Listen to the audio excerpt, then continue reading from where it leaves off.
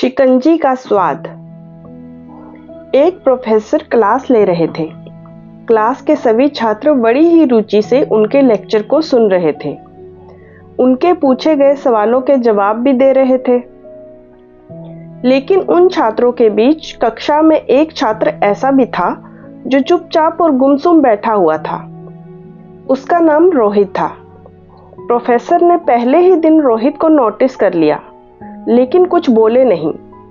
लेकिन जब 4-5 दिन तक ऐसा ही चला तो उन्होंने उस क्लास के बाद अपने कैबिन में उसको बुलाया और पूछा, तुम हर समय उदास रहते हो, क्लास में अकेले और चुपचाप बैठे रहते हो, लेक्चर पर ध्यान भी नहीं देते, क्या बात है, कुछ परेशानी है क्या?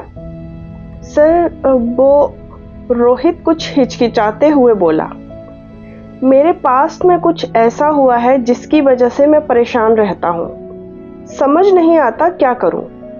प्रोफेसर भले व्यक्ति थे। उन्होंने उसको शाम को अपने घर पर बुलाया। शाम को जब रोहित प्रोफेसर के घर पहुंचा तो प्रोफेसर ने उसे अंदर बुलाकर बिठाया। फिर स्वयं किचन में चले गए और शिकंजी बनाने लगे। उन्होंने जानबूझकर शिकंजी में ज्यादा नमक डाल दिया। फिर किचन से बाहर आकर शिकंजी का गिलास रोहित को देकर कहा, ये लो, शिकंजी पियो।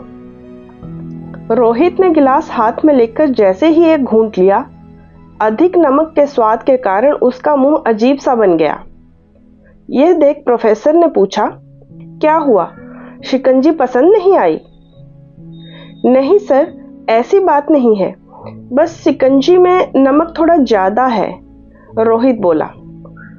अरे, अब तो ये बेकार हो गया, लाओ गिलास मुझे दो, मैं इसे फेंक देता हूँ। प्रोफेसर ने रोहित से गिलास लेने के लिए अपना हाथ आगे बढ़ाया, लेकिन रोहित ने मना करते हुए कहा, नहीं सर, बस नमक ही तो ज्यादा है, थोड़ी चीनी और मिलाएंगे तो स्वाद ठीक हो जाएगा। यह बात सुनकर प्रोफेसर थोड़े गंभीर हो गए और बोले, सही कहा तुमने, अब इसे समझ भी जाओ।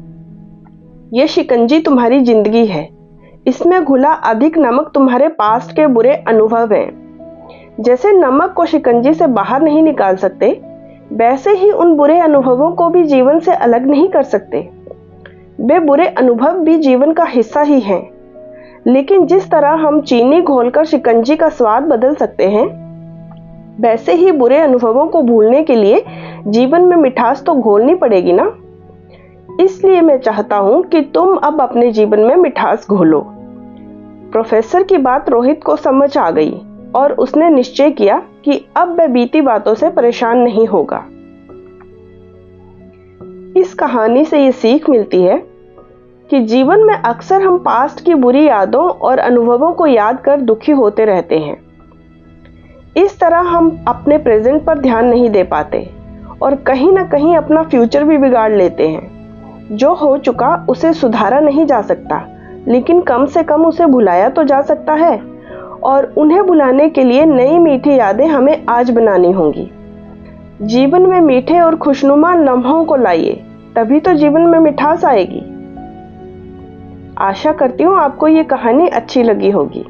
तो ऐसी ही अच्छी अच्छी कहानियों के लिए चैनल को सब्सक्राइब कर लीजिएगा।